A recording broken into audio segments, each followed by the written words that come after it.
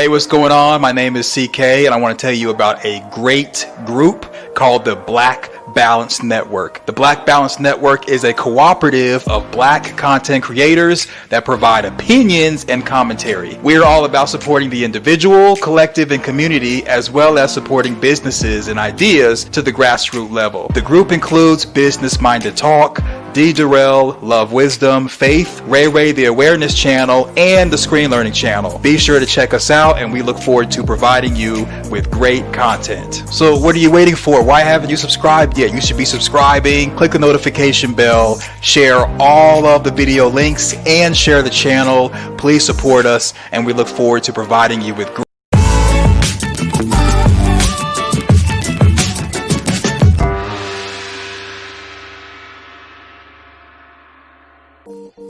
Hi, this is Faith, and you are watching the Faith Jones channel. Tune in Wednesday through Saturday as I drive in my big rig and I talk to you about many topics from sex, family, marriage, religion, politics, you name it is here. Please remember to hit the notification bell. Also share me on your community tab, and do not forget to hit the like button when you're on the way into my show. I also do evening wind downs on Sunday through Tuesday. This show is sizzling hot, full of a lot of spice, a lot of information, and a lot of love. So tune in and make sure you tell all your friends about this channel. Peace.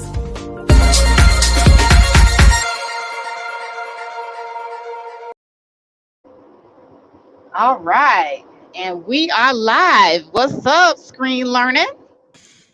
Thank you for having me on to clear up a lot of things, especially when it comes to a lot of the past shenanigans that we've seen on your channel. Who is this? Well, I don't know about the Screen Learning guy you were talking about, but this is Brother Homeboy. Brother Homeboy. Oh, wait a minute. I think you were in my chat room yesterday. Yes, and I wanted to kind of correct you on the fact that you telling these women not to be submissive. Okay, well, I'm not exactly telling them not to be submissive, Brother Homeboy. I'm just telling them that, they have options. First of all, the only option needs to be the option in front of you. You need to go back to being submissive, not worry about no job. Y'all need to keep having these babies, be barefoot and pregnant, and that's all you need to worry about. All the shenanigans you have on your channel is out of line, Faith. Brother Homeboy, excuse me, the only person that's out of line over here is you. I beg your pardon. Okay, first of all, you need to respect a man, a king, when he's in your presence. Because when a king is on your panel, it becomes his channel. Why is it not hard to understand?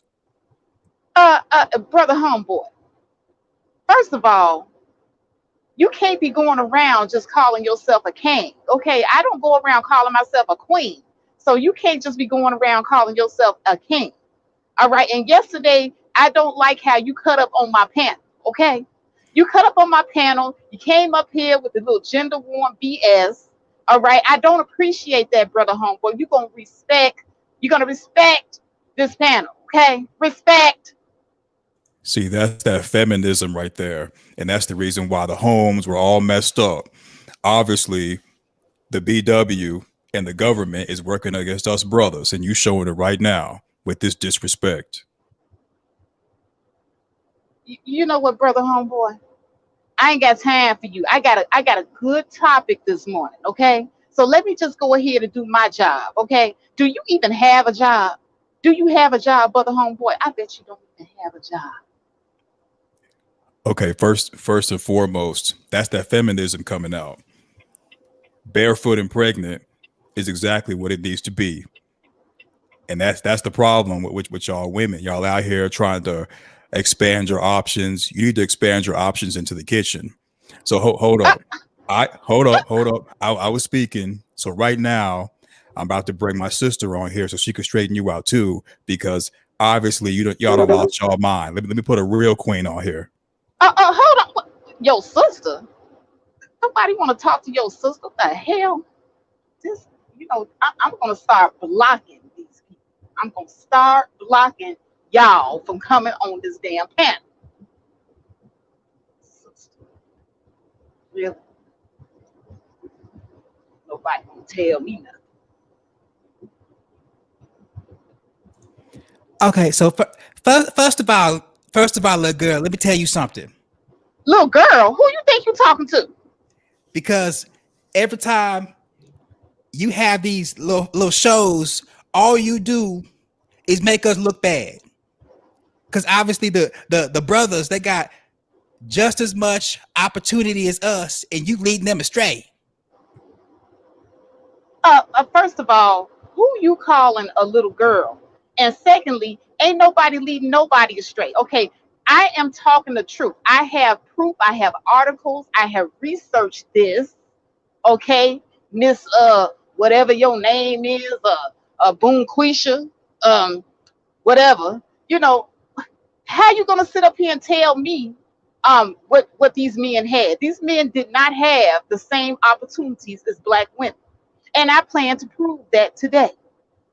Uh, They had the same opportunity. Obviously, that's that Donald Trump coming at you, and obviously you done sold us out. That's your problem. You got these articles written by Donald Trump.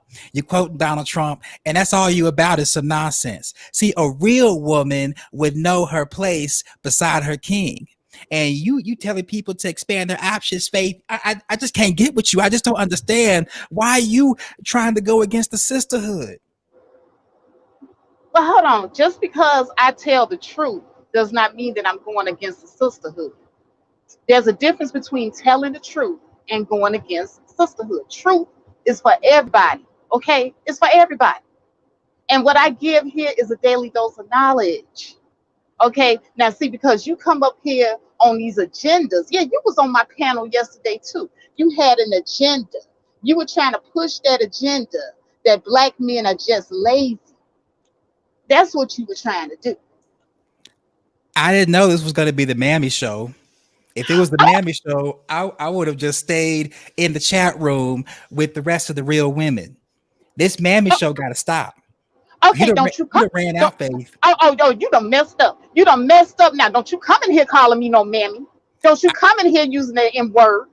I said Mammy show. Now, if I was going to call you anything, I call you Pick Me with your articles written by Donald Trump. I just can't believe that you even have this even show. Why do we even support you? Bye.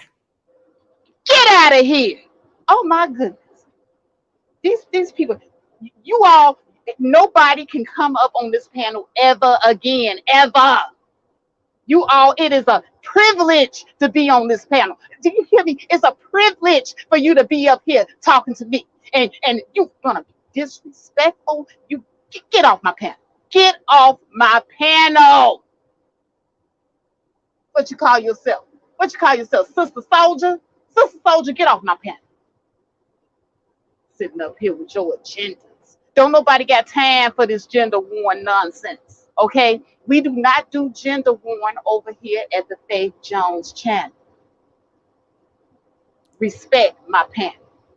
Obviously these men must have put their imprint inside you, and that's the reason why you're talking like this. Obviously you're not on code, because that's the reason why you're talking outside your face. This little show, I'm surprised I'm even here. Why am I even here? Will you tell me why you here? You the one that clicked on the link? Didn't nobody make you click on the link, sister? Sister Soldier? Didn't nobody make you click this link? Why are you here? I've been pro-black all my life. And with all of y'all talking about you're gonna get you a Trump and you're gonna level up. That's the problem with you. That's the problem with E. That's the problem with everything. So I'm just here to set you straight, girl.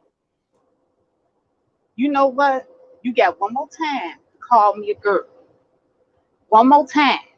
You're going to get the F off this damn panel. Now, you know what? You're going to have me up here cussing. You know, I'm trying to get monetized, but you really working my last nerve, Sister Soldier.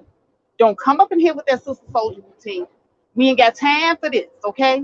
Take your little pro-black behind back to the Beef One network where you got that bull crap from, because we not doing that over here. Okay, we're not doing that over here, sister soldier.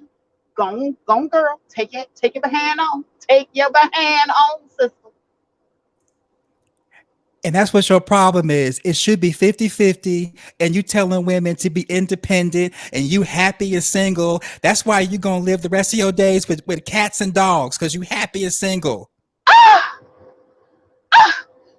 you know what? I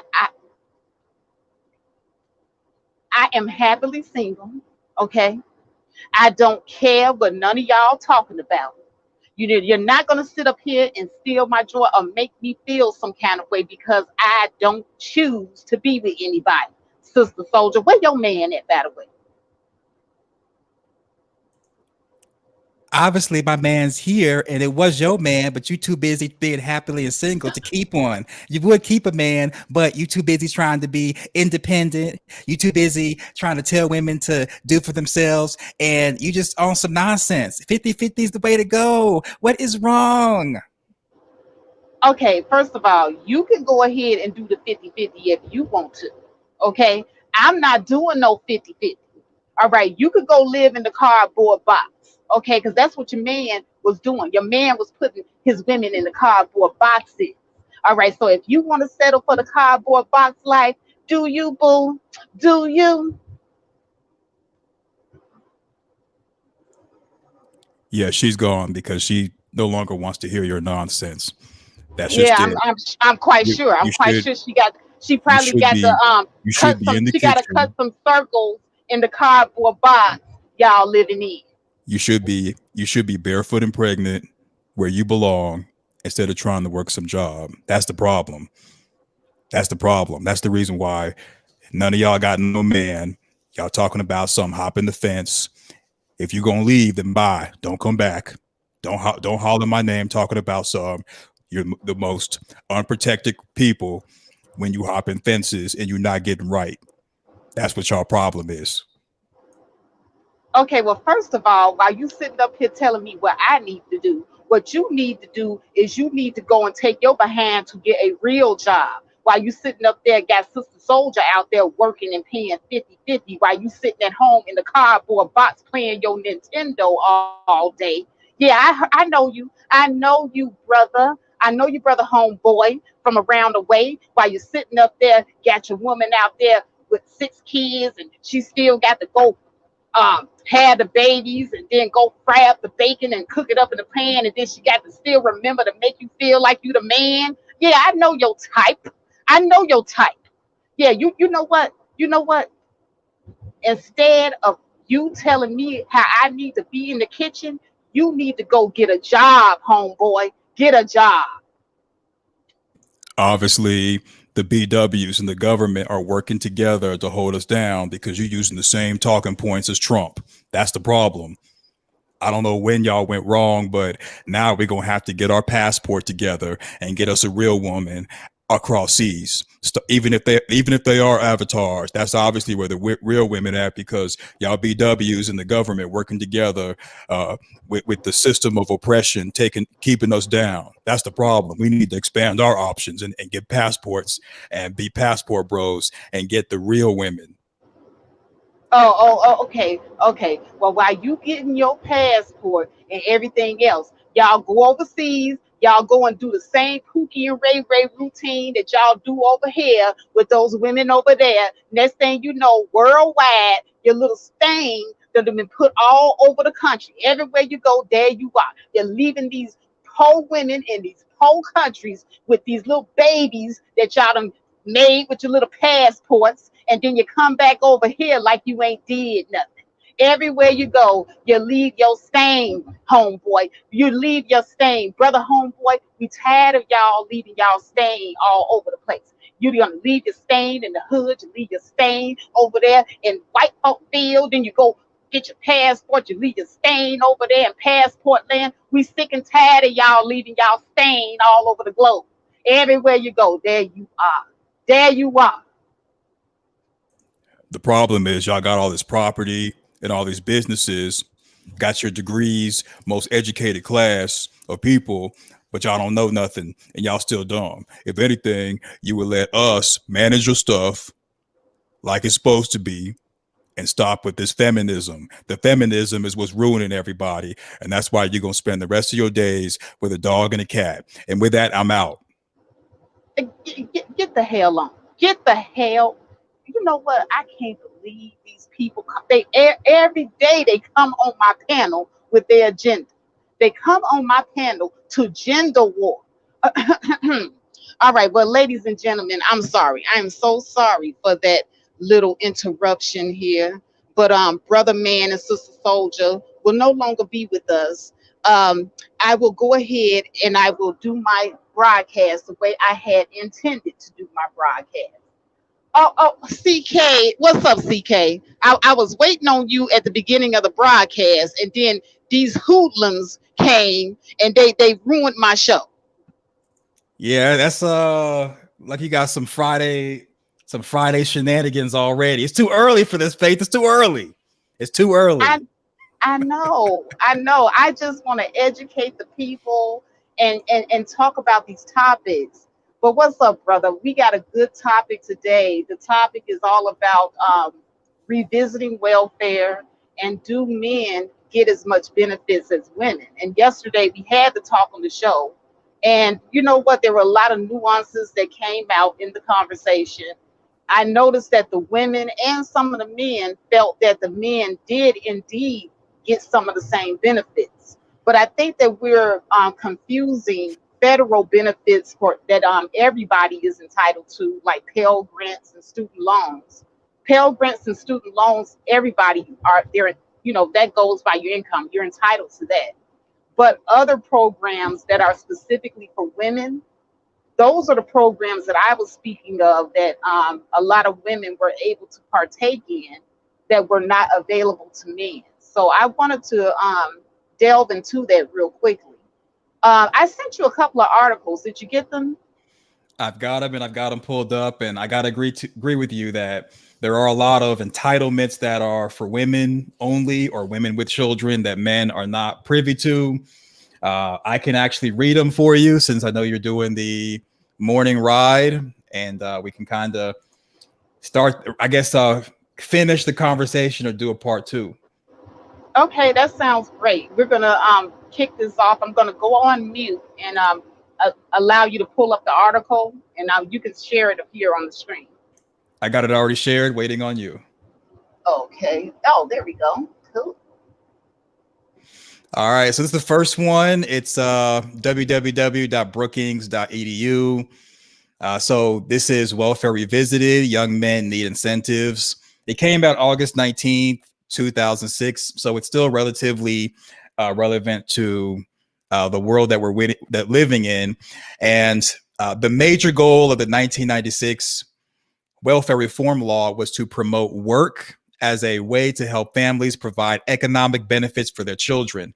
Now, a decade later, there is a widespread agreement that welfare reform achieved several important successes, notably increased work by mothers, which in turn led to rising income and falling child poverty rates. By the late 1990s, a poverty among Black children and among Black children residing with their single mothers were both the lowest ever achieved.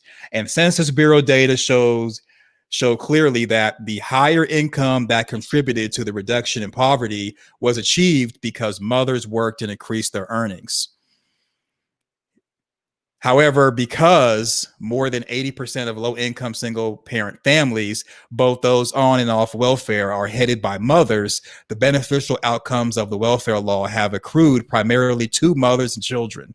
So this kind of goes to what you were stating yesterday, Faith, that because the belief was that mothers who have children are heading most of the single parent families or single parent homes, the welfare laws were written to benefit those people. But what they did not do was they didn't factor in fathers who were single, mothers who had passed away while being married to the fathers, and that's what made the father a single father, and also the fathers getting custody of the children.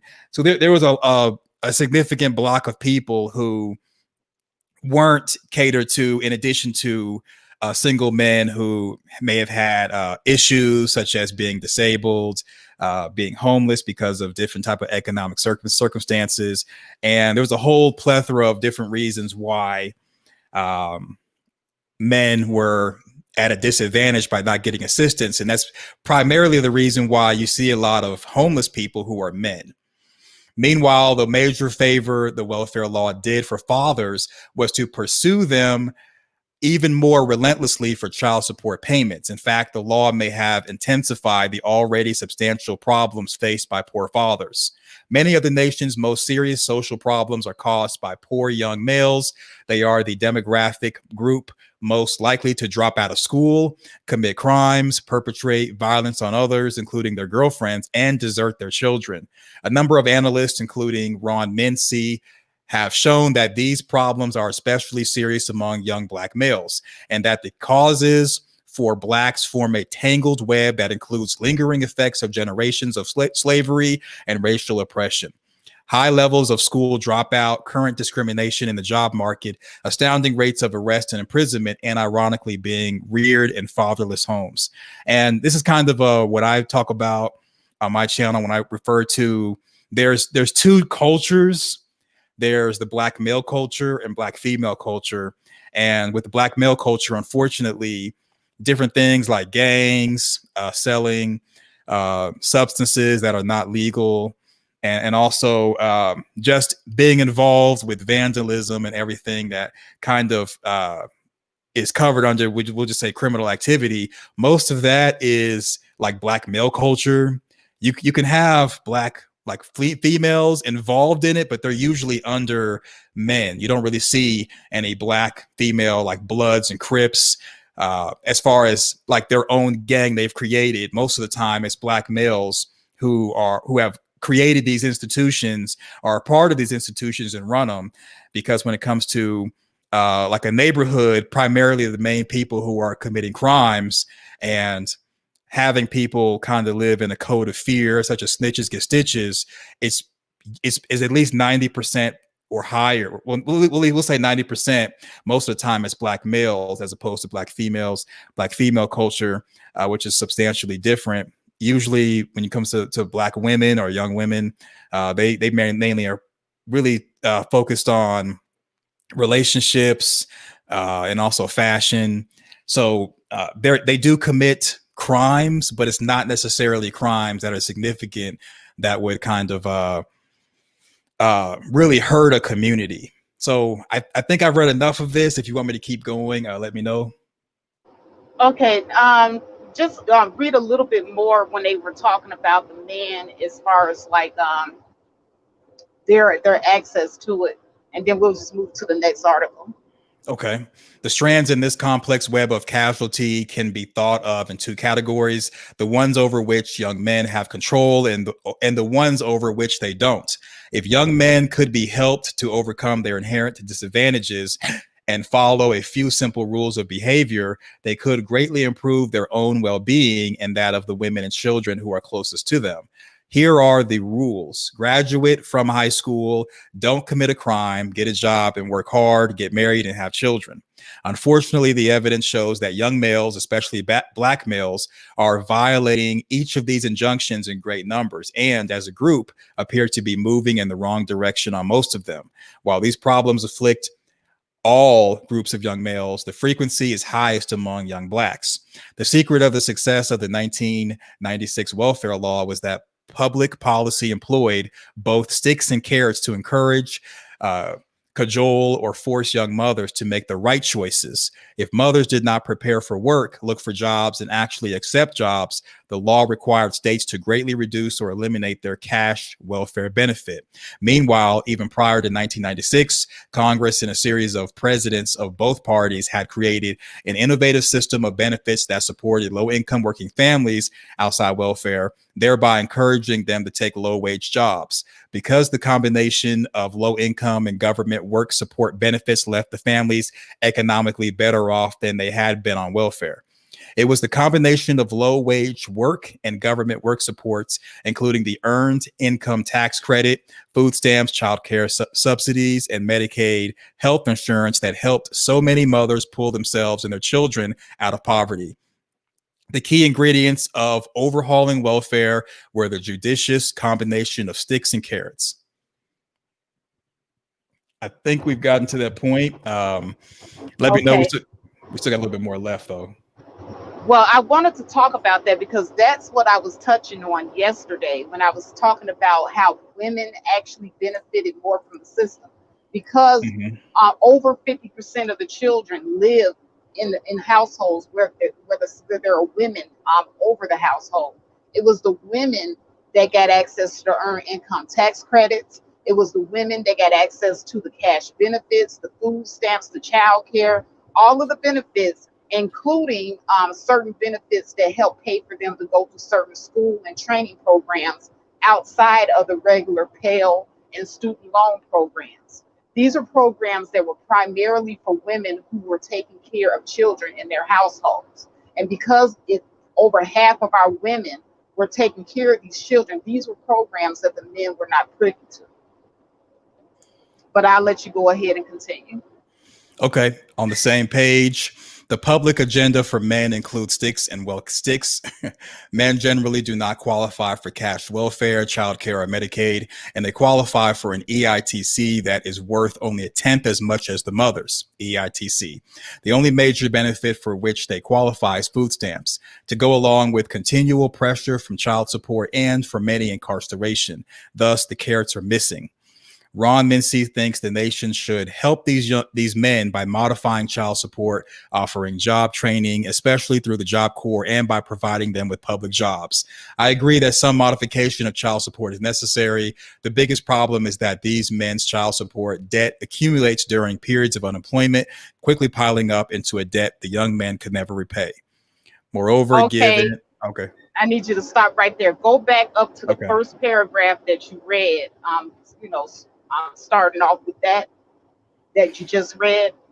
I need you to reiterate that point where they said that men do not qualify for the same assistance as women. Because see, yesterday I had women and men arguing this point with me, and I told them no, the men did not get the same type of assistance.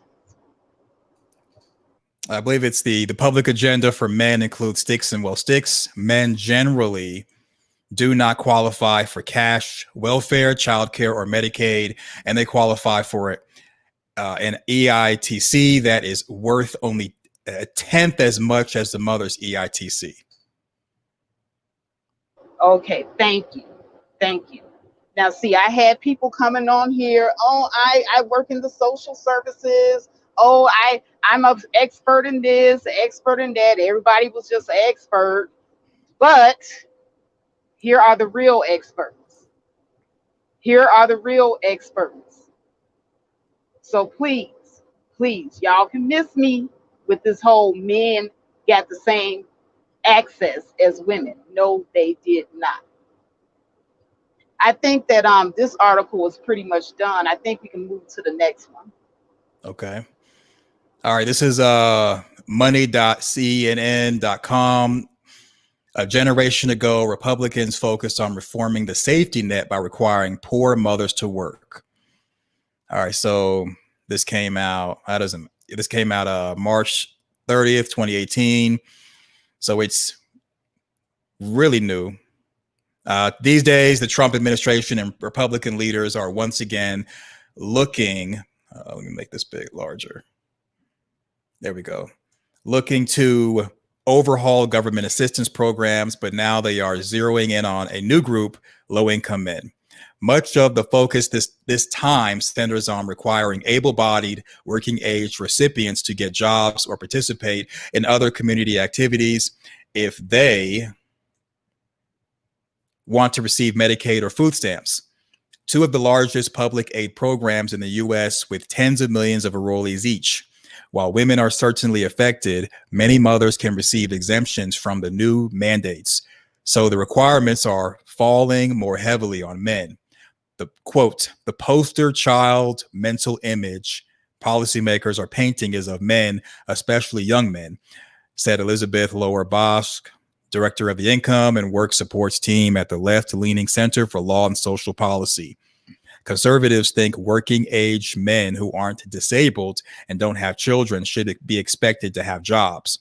Quote, in their situation, the failure to work is less justified, said Robert Dorr, a poverty studies fellow at the right-leaning American Enterprise Institute, noting the benefits of employment.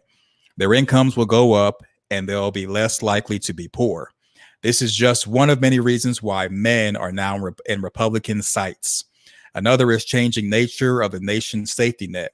Historically, welfare programs have been geared toward helping poor families with children, often headed by single mothers. But in recent years, the programs have ballooned in size with many more men signing up. Take Medicaid. Prior to Obamacare, it was difficult for adults, particularly childless adults, to qualify for the public health insurance program in many states. But the health reform laws, Medicaid expansion opened up the program to low-income Americans in 31 states that opted to participate. More than 3 million men gained Medicaid coverage between 2013 and 2016, according to the Census Bureau data. And the uninsured rate for poor, childless men fell to 21.8% in 2015, down from 48.1% in 2013 in states that expanded, according to the Urban Institute. Okay. Now, I wanted to reiterate something because in the last article that we read, they were talking about how even the earned income tax credit for men who have children is different than women. They get 10% less. And then also, I want to reiterate that the programs that help men the most get a leg up in life, poor Black men especially, have been Job Corps and the military. So basically, if our boys wanted to get a leg up or help with paying for school or help with learning a trade, they would go into the military or Job Corps. But go ahead and continue. The Trump administration, however, quickly signaled that it was open to allowing states to impose work requirements on certain beneficiaries for the first time in Medicaid's history. It has approved 3 state applications so far this year and is reviewing at least 8 others. But not everyone is subject to the new rules. In Kentucky, for instance, pregnant women and primary caregivers of children are excluded. Plus, taking care of an aging parent counts toward the community service requirement. Arkansas, meanwhile, is exempting those who live with dependent children or care for someone who is incapacitated, roles that often fall to women. The Trump administration and Republican leaders are positioning work requirements as an opportunity to improve Medicaid recipients' health and financial independence. But consumer advocates say such measures will leave many more Americans uninsured. They also note that many enrollees already work, including 65% of the men in the program, according to the Kaiser Family Foundation, but they earn so little they still qualify for government help. The food stamp program. Okay.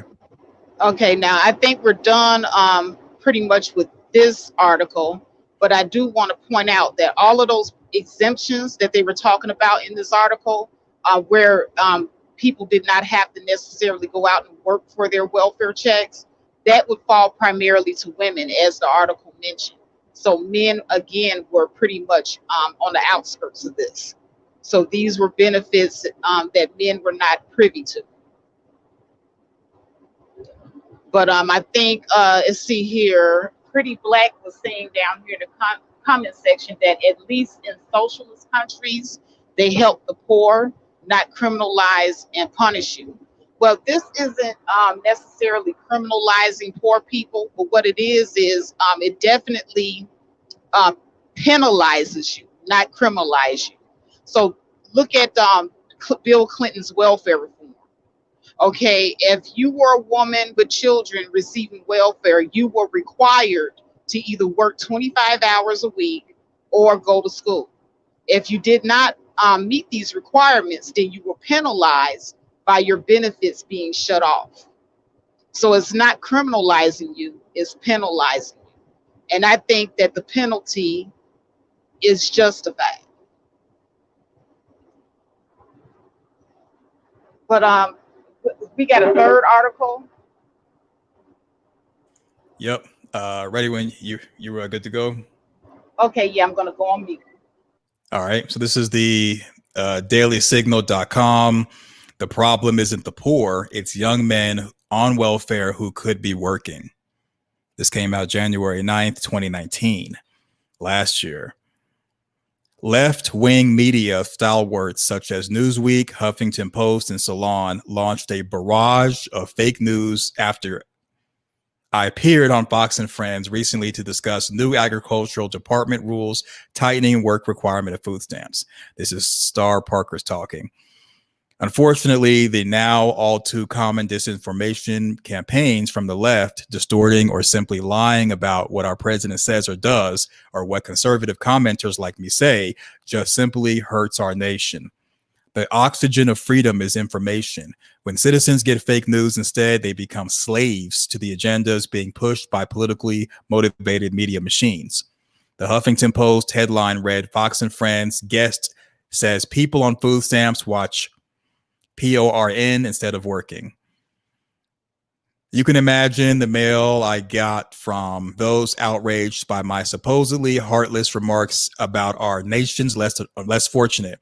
But I didn't say what the left-wing media foghorns reported in their headlines. As a result, not only were many misled, but also they weren't informed about what I did say about two major problems confronting our nation. One, there are great inefficiencies in our food stamp program, which at $65 billion in federal spending annually is one of our largest federal welfare programs. And two, the nation has a major problem of millions of able-bodied prime-age males who have dropped out of the workforce.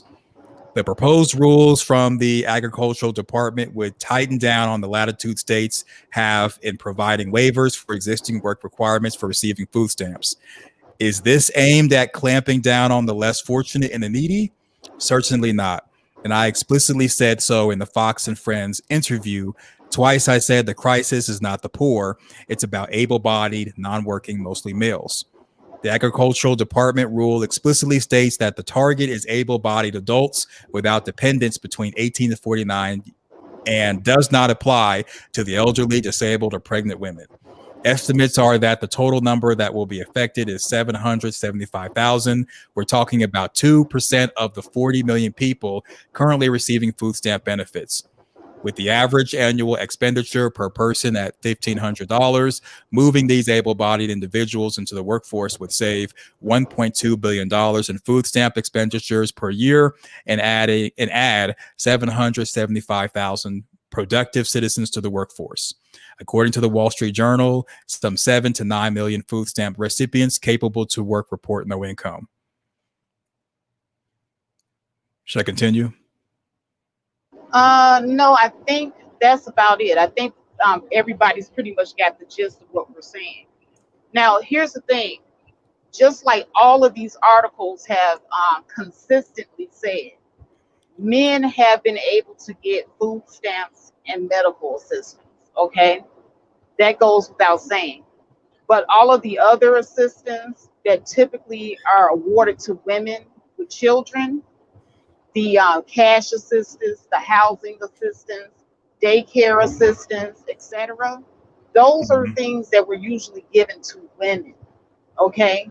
Programs that specifically, geared towards women professions like CNA, phlebotomy, child care assistant, etc. Those are programs that were paid for in full by the federal government, and they were geared again towards poor women with children. So, we can't sit here and act as if there was a level playing field, that men had the same options when they absolutely did not. But what I'm going to do is I'm going to go ahead and open up the panel. I do see that BMT is already in the chat room. Welcome, BMT. What's up? Hey, what's up? What's up? Yeah, I'm listening to I guess the programming of I guess y'all talking about the same advances. Uh, I don't know why men and women never were equal, so we would never have the same options of access, or literally we wouldn't have the same program set up that a woman would have set up. That would be a false narrative of a road to travel down. That would be a false road to travel down. I mean, is that what men want to have the same programs like a woman? Well, to be honest with you, yesterday when I was doing my broadcast, I was actually having to convince women that men did not have the same hand up and leg up that they had. When Bill Clinton did the whole welfare to work law, and a lot of black women ended up going back to school in order to earn degrees so that they would not lose their benefits, that made black women have to be responsible and do the right thing for themselves and for their children and their own lives. But there were no such things, nothing set for the men. Basically, there was a different set of laws for the men. Basically, it was the three strikes law, basically from the streets to prison for the men. So you had two different dynamics going on at that time. And that's what I was trying to explain yesterday to the women, but the women were pushing back at me, saying that the men had the same opportunities. Like I said, I guess in these social spaces, um, most men are generational welfare kids. I've seen that, talk to kids a lot, talk to women and men a lot. The generational welfare kids. In other words, they're on a ticking time clock of how long they have on the system. Just like being in a shelter or group home. See, I was poor. I was homeless before, so I know about all these things y'all read about. I didn't need to read that articles to tell me stuff. I know all the programs. So, uh, looking at all these things, men already, the problem is one, women don't mind telling each other the game on how to get ahead in certain systems. Go here, do that. Go talk to Miss Amy. She'll let you in around 9 o'clock. Men don't do that. Men don't know. Men don't share that kind of stuff. They'll tell you how to sell a dime bag before they'll tell you how to, what time to go to the soup kitchen. You know what I'm saying? They don't want to be seen looking, especially if you're talking about, I guess you want to talk about black men. And yeah, they're too materialistic. They don't want to be seen wearing Walmart brand sneakers and out there picking up cans and metal and stuff like that. So, I mean, it's there's different programs that a man could use. I mean, you could hit at the homeless shelters or the men's group homes, but let's be honest. Women with more so of financial advances pay into systems to provide for women. Men don't. Well, So, actually, women did not pay into the system when they did welfare reform. We didn't pay a dime into that. see, here's the thing. I can hit you back with that. Who pays more in taxes, votes, and participates more in government? Men or Well, women? you have to go back to the era that I'm talking about, because during the era of welfare reform back in the 80s, and see, Uh-huh. this is the other thing that I mentioned yesterday in my live stream. Back in the 80s, when nobody was even thinking about going to school, when women could just have as many children as they wanted to, and both their cash and their food stamp assistance would go up. There was no restrictions. There was no requirements. You didn't have to work or anything. Nobody was thinking about going to school. I remember those girls were getting pregnant as young as 16 years old, and they were getting put in those projects. They were getting all types of assistance, and nobody was talking about going back to school. As a matter of fact, during that era, there was no mismatch between black women complaining about they couldn't find a man on their level, because nobody was going to school. So everybody was on the same level during that time. But now So you enter into the Clinton administration pushing for welfare reform, and women being forced to either work or go to school in order to keep their benefits. When the women started going to school and getting those degrees, all of a sudden in the 90s, That's when you started hearing, oh, I can't find a man on my level, because the women were getting educated while the men were going to jail. Yeah. That's around So go ahead. that's around the same time when they cut off how many children you could carry on your taxes. And that's when people started to sell their kids during tax season, because it was a reform like on all sides and not just the welfare aspect of it. That's when people started selling their kids during tax time. That's when, like Faith was saying, more people were going to school, and all that really made things unbalanced because women traditionally have gotten lighter sentences for doing the same crime as men when participating in like being in gangs and stuff. So it really got uneven during the Clinton administration, and it's been uneven ever since. But we'll go ahead and BFT.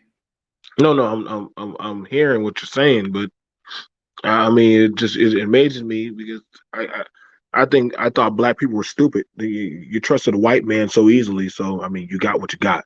So you trusted him with your women and your children and the men. I mean, what did you think was going to happen? So you went into a system thinking that, well, you know, I'll sell this and do that.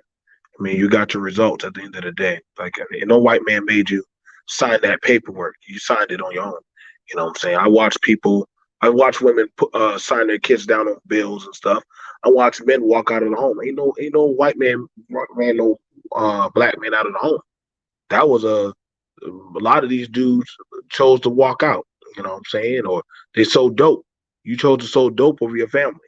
You know what I'm saying? I will hear the constant excuse that, well, I had to make ends meet. So you wanted the fast money. You know what I'm saying? A lot of people saw that, well, they're gonna just give me a nice house and they'll give me stipends and these food stamp. Man, okay, so you should have known everything comes at a price. You can learn that from the Native Americans. So I mean, I get it. We can say, well, these eras are the Democratic era, but I mean, it wasn't like we were getting much, and I'm a conservative. I mean, it wasn't like the Republicans were trying to give you anything. So what system honestly was being made for the black man? But the black man didn't have no system, but literally just to be a subservient system. So the men were more useful either in a program system of incarceration or literally going into the military.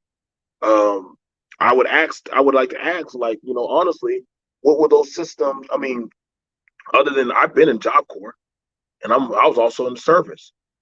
Outside of that, unless you want to go pick on financial debt, you know what I'm saying, get FAFSA, because let's be honest, most grown men, they possibly live with their mama coming up during the Clinton era. They were living with their parents or living with some woman. So the men were there, they just weren't checking in the boxes or trying to get a come up. So, and I mean, they got so we, I'm curious because I knew I got on food. I got food stamps on my own. Before I was even married, I got food stamps.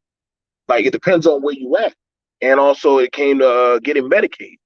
I didn't have to go look for Medicaid because I was already on Medicaid because my mom and them had signed me up for that when I was younger.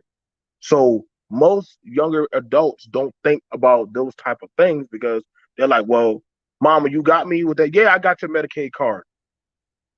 So why would I need to worry about that? How many young adults talking about going to get health insurance? No, they look to their mothers. You know what I'm saying? Men don't think about that type of stuff unless it comes from their job or let alone from some type of underbelt insurance. Like, I'm no offense, but black men don't think about healthcare like that. So as far as all of a sudden black men all of a sudden start to care about healthcare, that's a dead cause lie. One time black men think about healthcare when they about to be on their deathbed. I ain't never seen no men ever have a panel talking about, well, what should we do? Women will talk about healthcare because they deal with children more. Black men don't start talking about healthcare like that. So that's why it's more so of a bigger talking point for the women. You know what I'm saying? I mean, this only stuff starting up, you know, around here and these social media platforms and somewhat in the thousands. But when it comes to like the healthcare of talking about testicular cancer or stuff with our bottom and stuff like that. The things that black men should be aware of. We're not. We're more sensitive of talking about our healthcare problems, but we'll talk about our sexual problems in the bedroom with the woman. That amazes. So that's why the main world media will most likely generate say, well, they don't care about that and they ain't trying to fund into that. So let's go over to the female. I mean, you got to fund your own program. You're looking for the white man to step up. If it ain't a main concern topic for y'all to talk about, they ain't gonna force y'all to. Y'all want somebody to hold your hand. It ain't happening. That white man ain't your doggone good daddy. Well, predominantly he's mostly y'all surrogate daddy. Your daddy walked out on. That's another time. What's going on, LAR? What's Hey, happening? what's up? What's up, LER? Welcome to the panel. Good morning, y'all. Hashtag blame black men. What's gonna wind up happening is people have revisionist history about at least the 80s and 90s. I can't talk about the 70s because a lot of the programs were really about making sure kids have food and access to education. It wasn't necessarily about parents. So when the kids was with predominantly a mother, that's why she had Section 8 housing. That's why she was in the projects. That's why she had what do you call that? Food stamps. And we remember that, I remember, you know, that's why guys didn't have those things. Because, it wasn't set up for a single parent, whether it be a man or woman, it was just set up for a single mother in a sense. But if you put men in it, normally those guys were like old men, like in New York or something, and people act like that was a nationwide thing when it wasn't. But as far as the guys being led to like the military, I mean, wasn't a bad idea for most. The criminal aspect, that's in some ways that's your own choice, and in other ways that's a family telling you to do it, because people assume that all guys who committed crime at a young age were all people who committed crime in the 80s and 90s in the drug era were grown men. A lot of those guys were like teenagers. Some might have just turned 18, but anywhere from, I would say 14 to 20. You know, okay, well, appreciate that screen learning. Uh, that becomes the issue, because normally what I remember about that was somebody being in the house with somebody who had kids. When it comes to the college part, we have when people talk about the schooling, the educational part, people seem to just gloss over the fact that in general there are more women in school and college than men. That's how it evolved, because in general there are more female teachers than male teachers in America. So the schools are catered for girls to learn.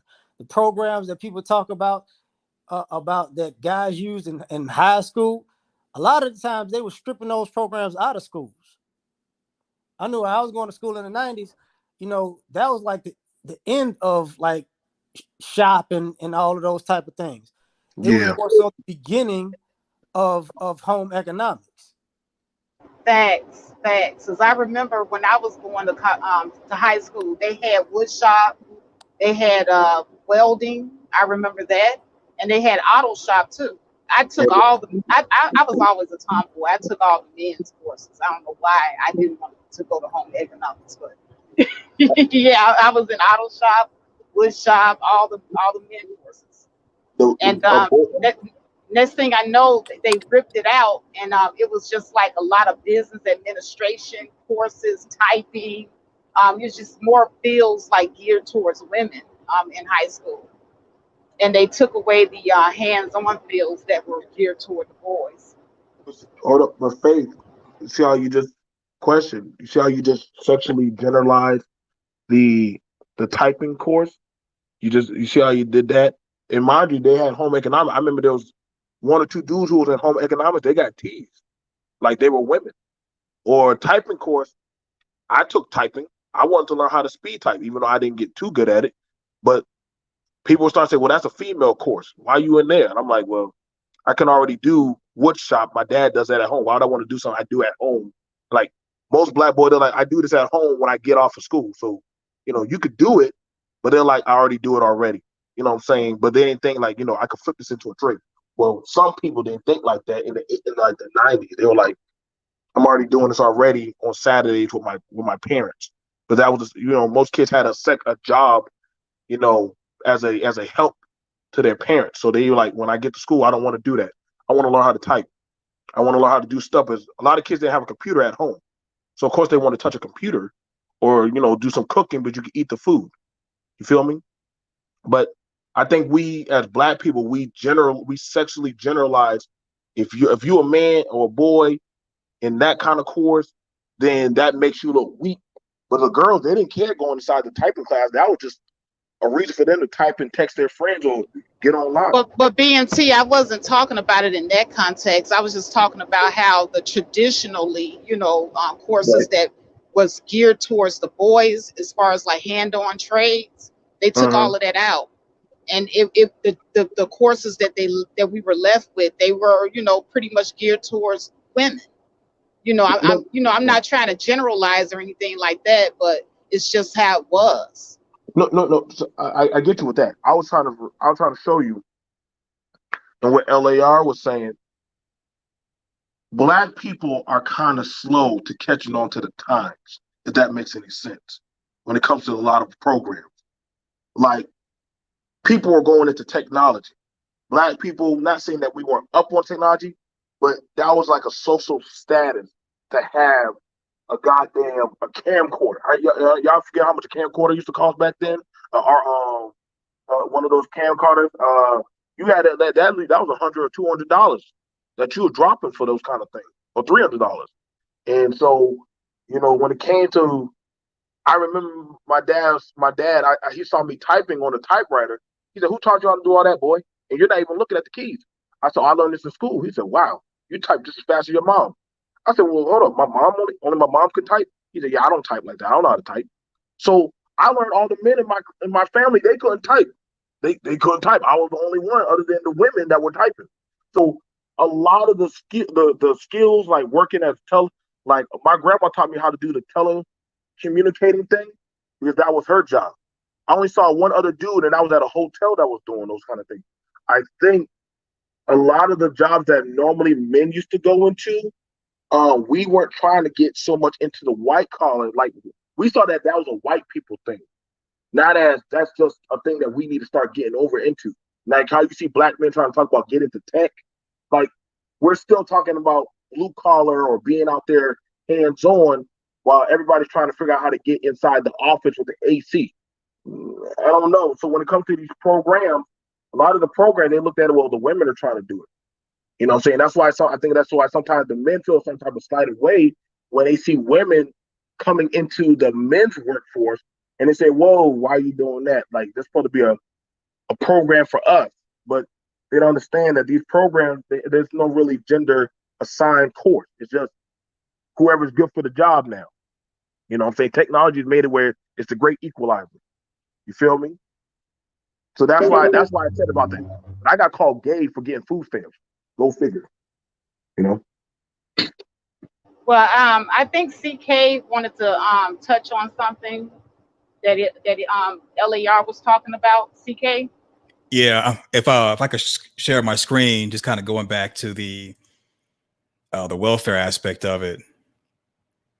If you could, so women without children and with children were able to get a lot of benefits, including uh, welfare, specifically food stamps, by being students. So are students generally eligible for SNAP? Students attending college more than half time are not eligible for SNAP unless they meet certain specific exemptions and meet all other SNAP eligibility requirements. So when I was in college, a lot of women who were there, who were going to college, who didn't have children, they were able to get housing, food stamps, cash, really the whole 9 yards, because they were students. and it's unlikely they're either not going to tell you about something or deny you simply because of your gender. So I just wanted to kind of point that out, piggybacking off of LAR. And there's other aspects of it. There's even situations where, like it says, if you are a student as defined above, you may be able to get SNAP benefits if you are otherwise eligible for SNAP and meet one of the following exemptions. So if you're 17 years old or younger, or 50 years old or older, then you probably can get it. There's a whole bunch of other different situations where you can get it, but primarily if you were an adult woman, 18 and over, and you were a student, and that is college, community college, sometimes even a master's degree program, you could get SNAP or different welfare programs that a lot of men didn't have access to.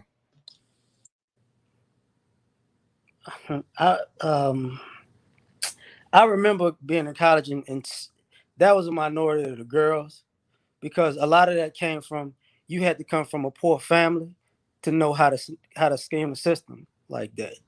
So a lot of the girls I remember were still on campus as freshmen, as sophomores. The vast majority of them weren't on SNAP because they didn't know they could get food stamps. But I do know of women at the time that did have it, but they were definitely in the minority. I'm talking like from 97 to like 2000 or something. So I know it existed, but people didn't take advantage of that, because a lot of times the food stamps and all those programs were people who basically relegated themselves to poverty.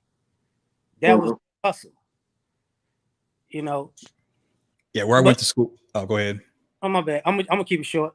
But the other thing about that was, a lot of the girls I knew in college, they had far more family support because they were in college than boys in college. So they didn't necessarily have to even go that route. So that's it. Yeah, where I went to school in Arkansas, it was definitely a word of mouth with a lot of programs. And I agree, a lot of people came from families that never even were on assistance. But once word got out that it was available, a lot of people I knew were kind of flocking to it. And it was just kind of like, let me see if I can get it. Oh, I can get it. And then now they're selling the food stamps to other students and people who are not students and pocketing the cash. So I think somebody in the chat mentioned that it's all about the hustle, and word of mouth is where a lot of these programs get communicated to other people. Because if you walk into DHS, they're probably not even going to mention anything about the students. They only will talk about it once a person says something about it. They're not, they're not going to prompt you and be like, hey, you can get this, and that. So I definitely agree with LAR that wherever he went to school, it could have been the minority. Where everybody went to school, it could have been a really extreme, I'm not going to say extreme minority, but a minority in general. However, when I went to college, it was before 2005, and I'm willing to bet that more people have spread this as far as word of mouth, and more people are taking advantage of the SNAP for being students and other things that you just don't know about unless somebody kind of taps you on the shoulder and tells you about. Yeah, and I agree with you too, Screen Learning, that there was definitely a bias towards the women receiving the assistance over the men receiving the assistance. And a lot of times, you're right, the women didn't have to have children in order to get it, because I knew quite a few women that I worked with and went to school with that was getting help financially with rent, things like rent, with food stamps. Sometimes they got help with monetary assistance, getting back and forth to work and school.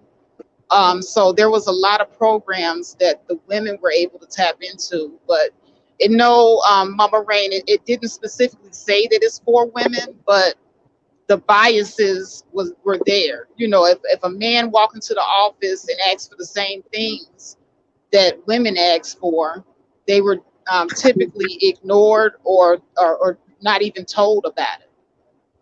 So, it wasn't the same for the men as it was for the women. We can't, continue to ignore or just say that men had the same opportunities that we had. That would just be very disingenuous and selfish, actually, on our behalf. It's not going to take anything away from you as women to acknowledge that we did get a lot of help within the system that our men didn't. It's not going to hurt you to admit that. So, so one of the things about it, and I put that early when y'all was reading those things. Um, Most of the time, these women, and I remember I took a female to a teacher because she was pregnant. And that wasn't my kid, and the teacher literally said, "Give me a second." She made a call and said, "Take her to." I didn't even know what the building was. She said, "Take it to this building around this time and go to see Miss Pinkney and fill out this form." She wrote everything down, and that girl, all we knew, an 11th grader was getting signed up for welfare. It was simple. This is the problem. Like black black women knew how to pass on the information better than black men. Like, we don't black men don't be telling we don't be telling each other, hey, pulling us aside and telling us like the secrets are on the come up. Black women didn't have a problem doing that. They were like, well, shoot, you don't want to live with that man. He beating on you, and you about to have it. You about to have his baby. Oh, girl, we got you. They'll tell the female a system outside of that man's system. That's what the women were doing. They were on their own jubilee. So they were like telling each other how to get away from that man. The men, they were fine with a system that whatever system gets given out, I'm gonna stick with it. So as far as it's known, for a man to have to ask for outside help, that was set upon not looking like a man. I mean, granted, I didn't know men were looking for help. I mean, looking for help that badly in the system. I mean, don't get me wrong, help is good, but uh, we got. I guess we're trying to say, like, getting welfare and food stamp. Heck, you being called a food stamp or welfare baby. That was kind of fighting words. I'm not sure if any of y'all were ever called that before, but drinking the powdered milk and all that stuff, or your mama pulling out food stamp. We had the food stamp money. Your mama pulled that out in front of other people at the food stamp store. For a kid, that was embarrassing. Your grandma be like, "Shut up, this is our money." I went through all that stuff. So BMT, are you saying that the other part of it is not just that it was hard for black men to receive the same assistance as black women, but are you saying that a lot of black men probably didn't seek it out because of the stigma? Yeah, that's why. I mean, it ain't like it wasn't like it wasn't there. Like some of the stuff was there. It's just that LER will tell you and CK tell you that black men didn't want to be seen going up to no door and be looking like they were lame or weak. They just stayed away. They rather go run the mama. It it wasn't, how can I say this? That, like, welfare and government benefits, that was actually something that older men who were not capable of taking care of themselves would use. Guys didn't look at it as, if I'm able-bodied, it was like, I'll figure it out. But on the flip side of that, it was, if guys who were able-bodied went into places like that, it wasn't going to get helped. So it became a bit of both.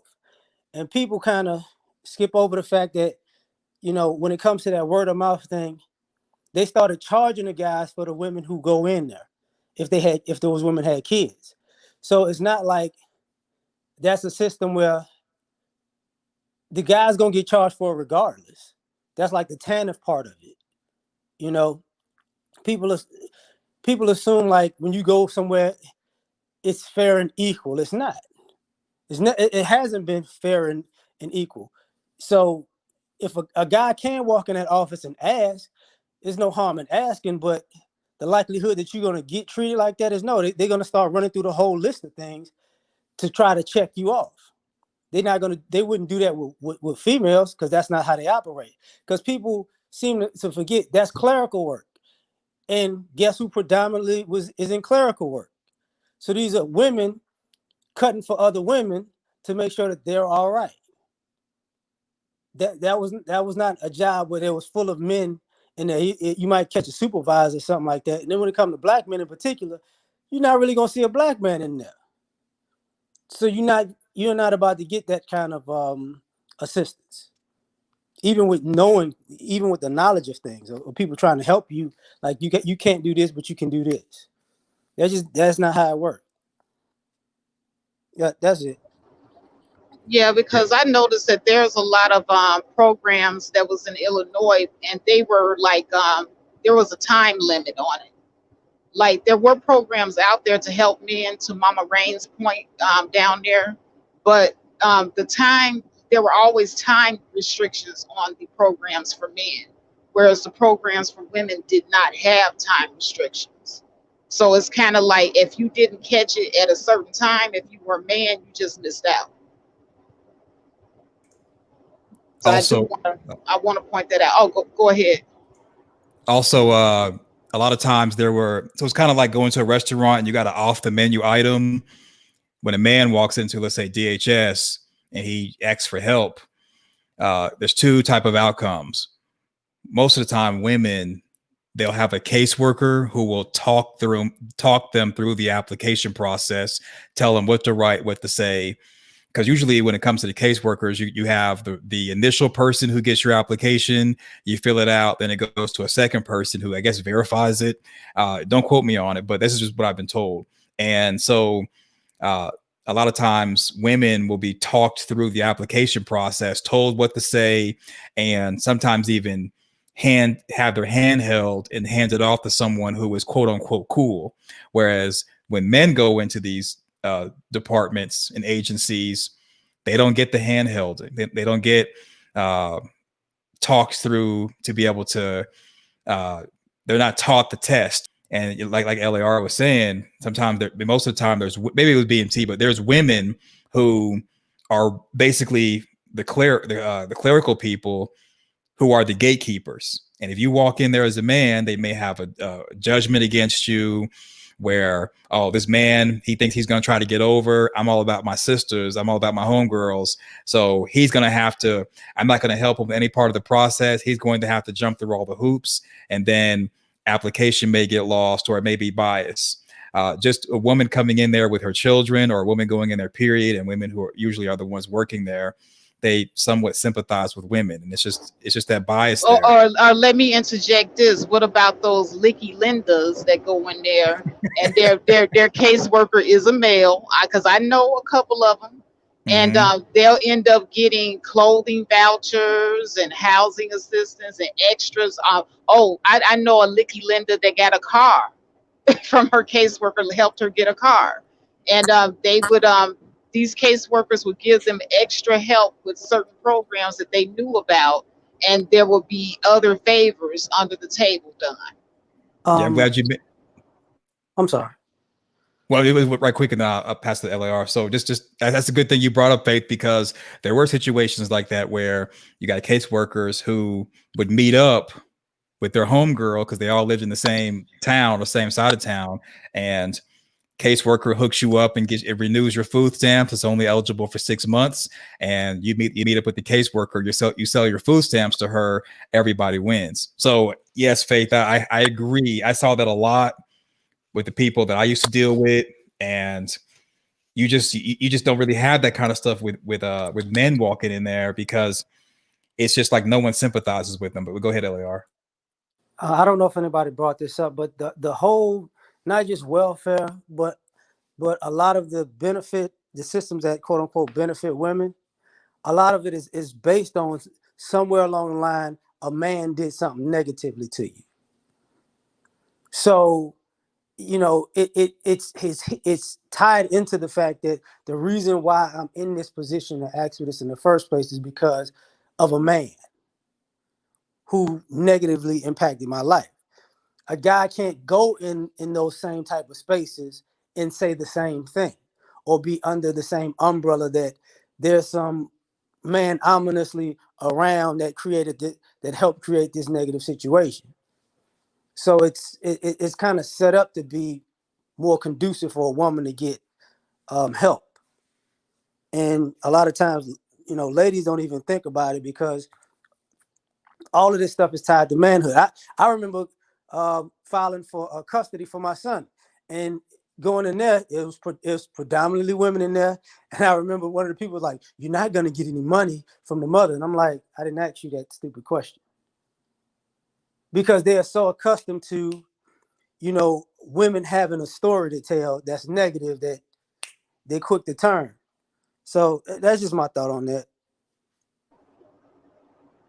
Okay, well, I see I'm getting a lot of pushback from the sisters down here when I talked about the Licky Lindas. But I have to tell you, in Chicago's a pretty big city. There were a lot of men working as caseworkers in a lot of these places in Chicago. And yeah, you did have a lot of Sukiana, Licky Lindas going in there and, getting extra, help with extra benefits that nobody else knew about. Because once again, it's really up to the caseworker, up to your caseworker, whether they tell you about certain benefits. And I found that out a long time ago. If they didn't feel like they wanted to tell you, they didn't have to. Yeah, and also just kind of looking at some of the comments in the chat, we have to take into consideration that, let's say if you're a caseworker or a social worker, even though you're on the up and up and other people are telling you they're on the up and up, you don't really know what kind of conversation they're really having after hours or in a little cubicle. And then also every city is different, every state is different. So it's definitely, I think, a valid claim that all three of us are making. And uh, what we're claiming is generalizing. So if anybody is like, well, I personally am a caseworker, I've never done that. The people I work with, I know for a fact have never done that.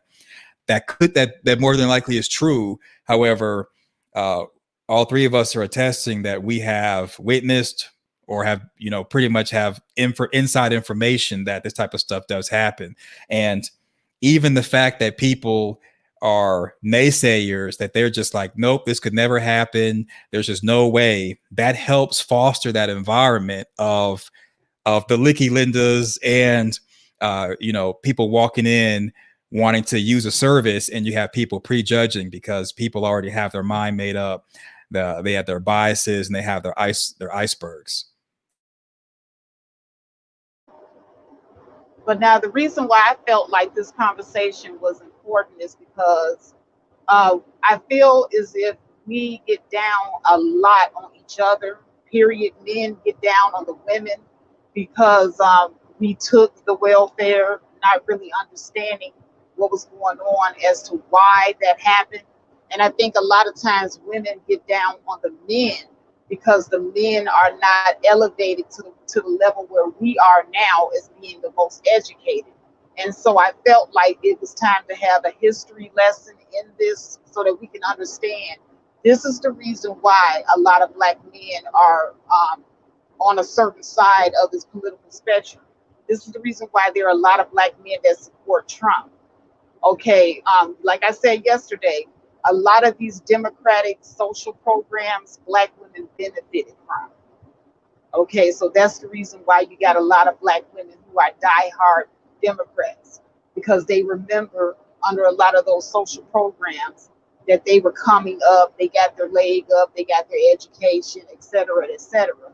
But we're voting Democrat and only thinking about ourselves and not thinking about how the Democrats passed a lot of laws that hurt black men specifically, like the three-strike law and all of that. So on one hand, black women were coming up under the Democrats, but black men were going under the Democrats. But now here you got Trump in office, and all of a sudden, black men are getting jobs, they're getting internships, there are a lot more opportunities beginning to open up here and there. I'm not saying it's like a floodgate or anything, but the programs are a lot different and a lot more geared towards men.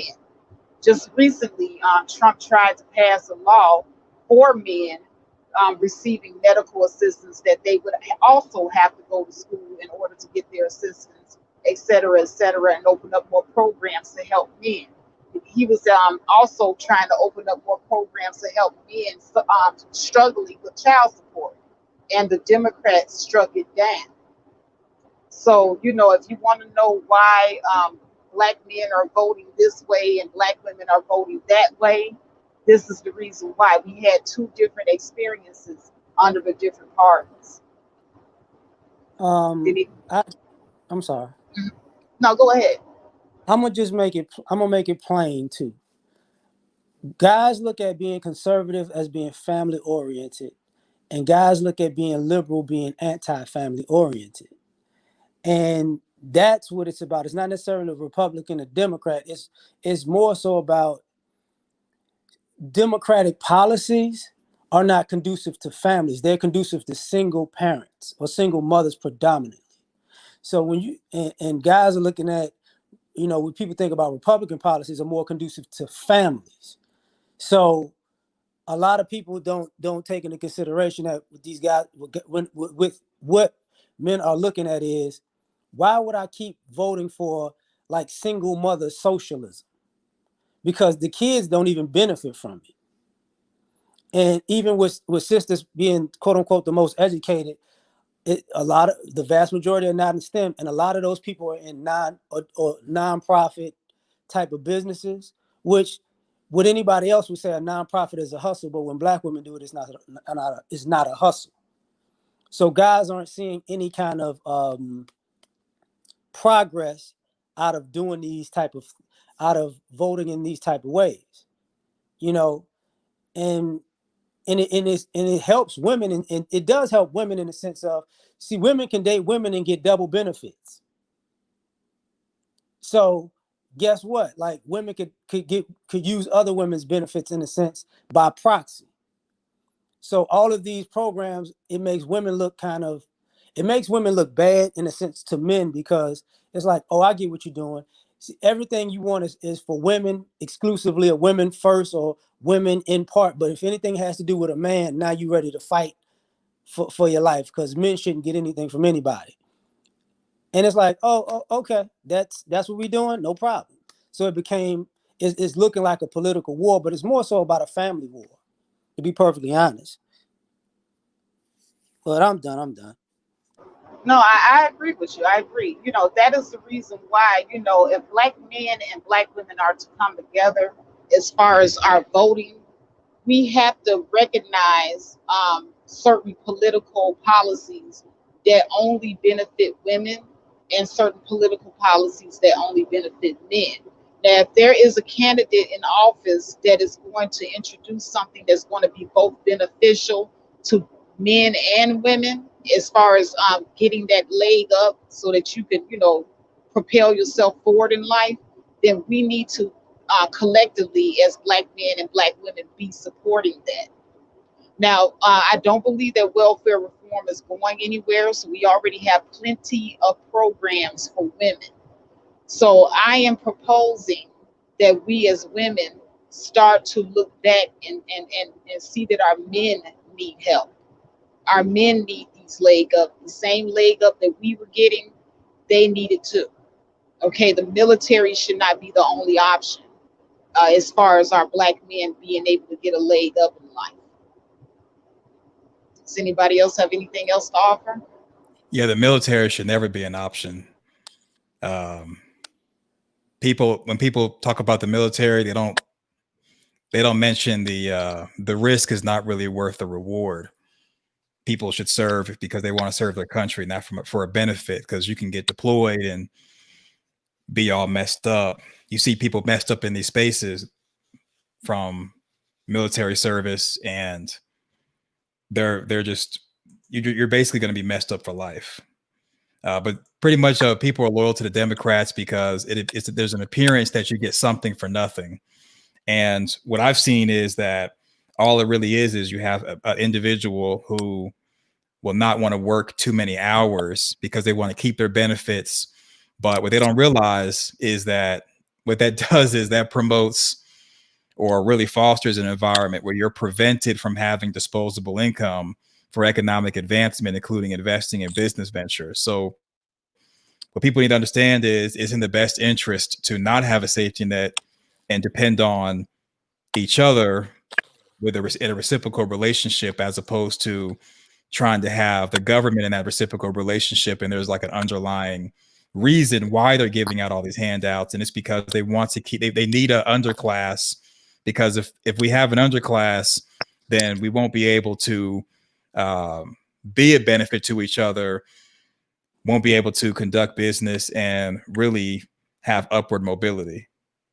I'm gonna ask a question to Faith and the mothers in general, okay? Because this is what it looks like. If women, if we're gonna say black women or black mothers in particular, whatever, feel like it was even, then that would mean either you told your son about all the programs, or your sons or your nephews about all the programs that he could benefit from, or you didn't tell your son about all the programs and things that he could benefit from. Because if it was 50-50 and it's all the same, then how come your sons and nephews weren't able to participate? Because if you knew about them, how come you didn't tell them? Because what I'm at, because predominantly these boys were with women. You know, you're right, LAR, and that's the thing. Um, I knew about these programs, and the only thing that I ever saw as far as men getting help is they could get food stamps and they could get a medical card. But as far as like programs, as far as helping them with school and trade and stuff like that, there were limited programs, that ran out. You know, you had to like catch it at a certain time. But other than that, there was either Job Corps or the military. That was it. But let me go ahead and welcome NC Worker to the panel. What's up? What's going on? Good morning, everyone. Yeah, I think too that when it comes also to the political stage, I believe that sometimes when it's being viewed in the eyes of blacks towards Democrats, it also looks as if they're kind of like on your side as far as with black people in their programs. That's how it's presented, as opposed to let me step back and really look at that and see what these programs are really are all about.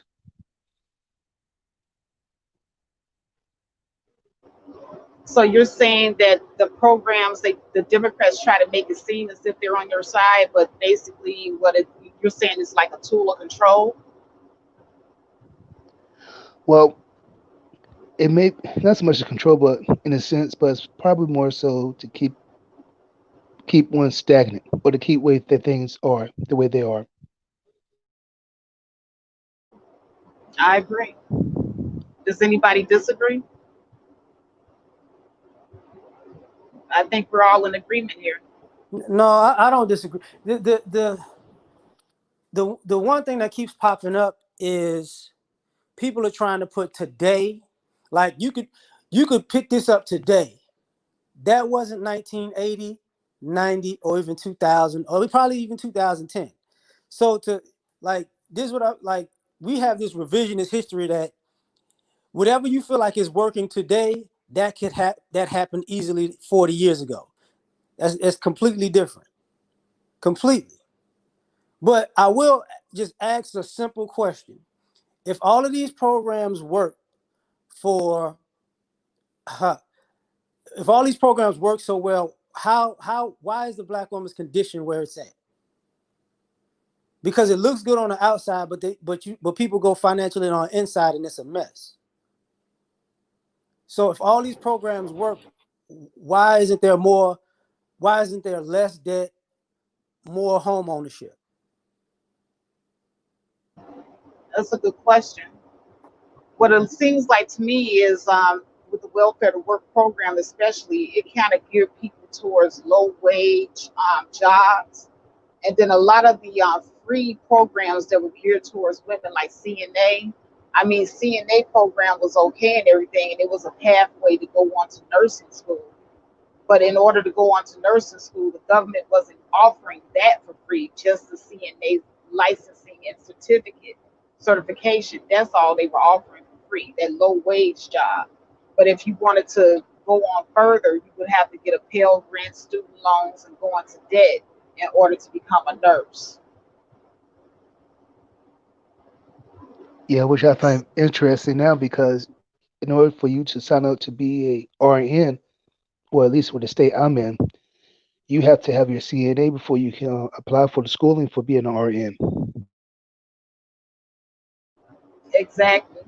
So, there were certain jobs that they kind of, how can I say, they pushed it on us basically in the poor community. So that's the reason why you see a lot of black women becoming CNAs, phlebotomists, getting their child care certificates, becoming caseworkers, sociologists, stuff like that. They pushed those particular fields onto us through the free services and programs. And they didn't push anything like in the STEM field or in the field of trade or anything like that that was more lucrative. So basically, it's just a nation of poor workers. So that I guess that I hope that answers your question, LAR. I Well, I got definitely. some of the. I'll go ahead. You got it. You got it. Well, I'll just kind of piggyback off of what Faith was saying to answer LAR's question. The programs do work. They just are designed for people to be servants. Well, we'll just say enslaved.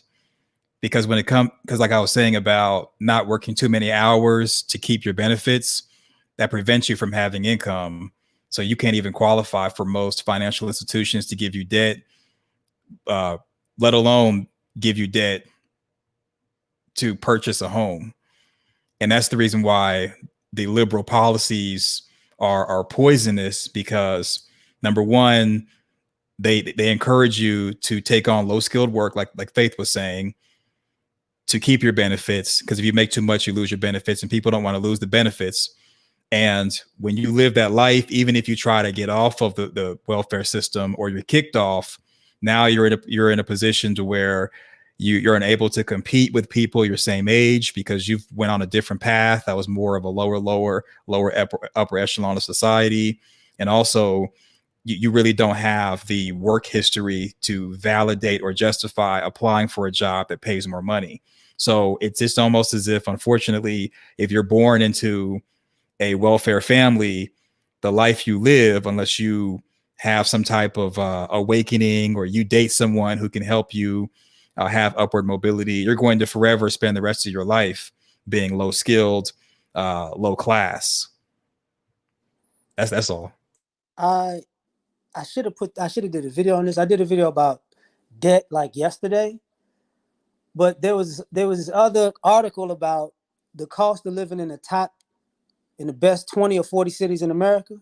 So to break it down easily, it costs you at least a hundred to $120,000 to live comfortably in America's top 20 to top 40 cities. And the average worker makes roughly between $50,000 and $60,000 in these top cities, which means the only way you're gonna survive is if you're married. And this is part of the reason why, to me, all of the programs and assistance, not necessarily the welfare, you're not gonna win at that. People hustle themselves out of that. By the way, to know if you influenced by welfare, if you thought dating a street guy was cool, it was because you was influenced by some welfare kind of girl. Because that's the only type of guy that cannot be in the house regardless, because he's a criminal. So once you start dating the bad boys, that's a welfare queen mindset for one. So if you get influenced by that in any way, you had it either in your family and friends or whatever. But getting back to the top cities, this is why there are more apartments going up than subdivisions, because people believe that all of this government help actually helped you to own something in America, when all it did was made you so quote unquote independent that you can't see the forest from the trees. A lot of people are just going to go broke trying to be single. So that's how it's gonna end. My bad. And I think there's some truth to that because every study that I've ever read as well says the same thing that married couples do better financially and live longer. But except for single women, for some reason or another, women when we're by ourselves, we're at our best. Don't know what that's about. But, yeah. It's okay. The thing about single women is a lot of depending on the type of single woman you are. If you're an attractive single woman, you get benefits from multiple men. It's when men stop doing things for you that being single ain't cute.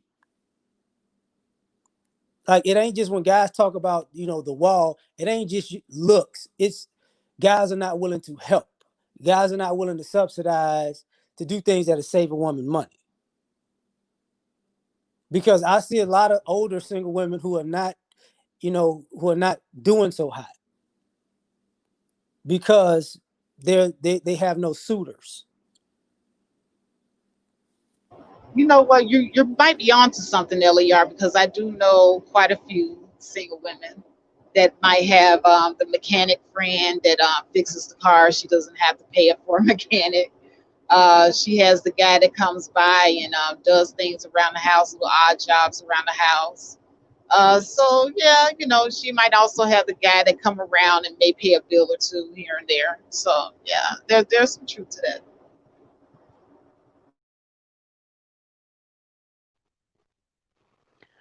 If you look at other cultures, one thing that they many of them all have in common is they all have a family unit culture. If you look at the Latino community, they're organized through families. You look at the Jewish community, they're organized with families, and the same with Caucasians. They're also too organized through their family.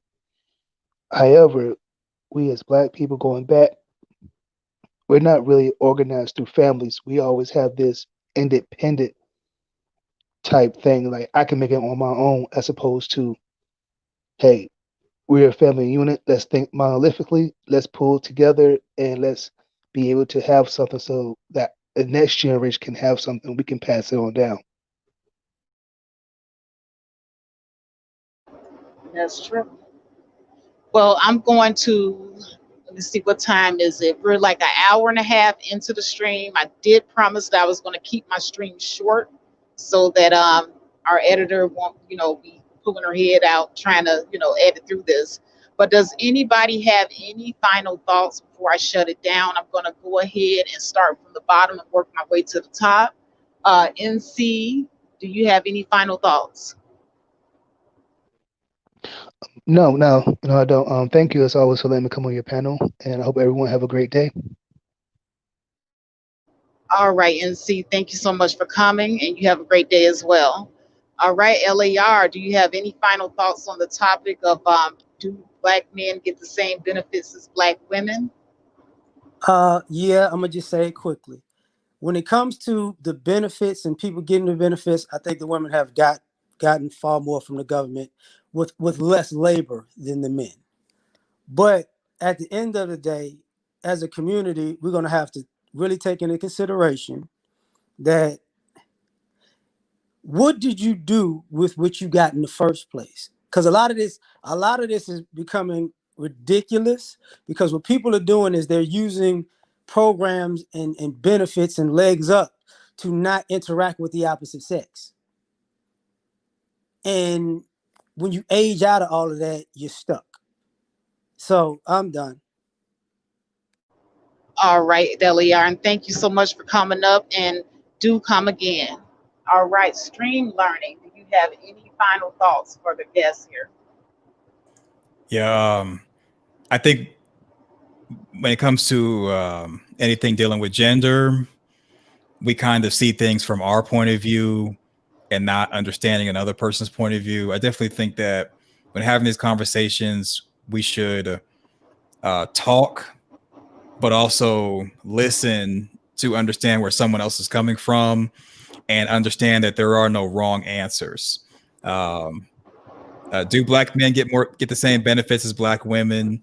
I think there's an argument for yes and no. I think it's all about just understanding that it's not really about left versus right, right versus wrong. It's just more of point of view, and that should be the takeaway when it comes to these discussions. And also, just one last thing, not trying to start anything, but when it comes to other races and ethnicities, we have to remember that